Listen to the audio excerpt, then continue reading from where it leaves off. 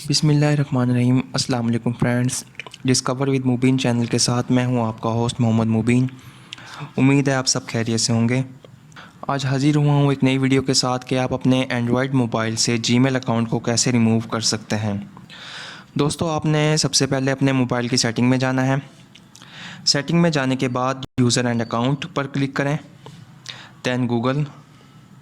तो दोस्तों, आप देख सकते हैं मैंने अपने मोबाइल पर काफ़ी जीमेल अकाउंट जो हैं वो लॉगिन किए हुए हैं। तो दोस्तों, आप अपने मोबाइल से जिस जीमेल अकाउंट को रिमूव करना चाहते हैं इस पर क्लिक करें। मैं BMR खानेवाल को रिमूव करूँगा। रिमूव के ऑप्शन पे क्लिक करें और सिंपल रिमूव कर दें। तो दोस्तों, आप देख सकते हैं कि जीमेल अकाउंट रिमूव हो चुका है। अगर आपको मेरी वीडियो पसंद आई है तो वीडियो को शेयर और लाइक ज़रूर करें।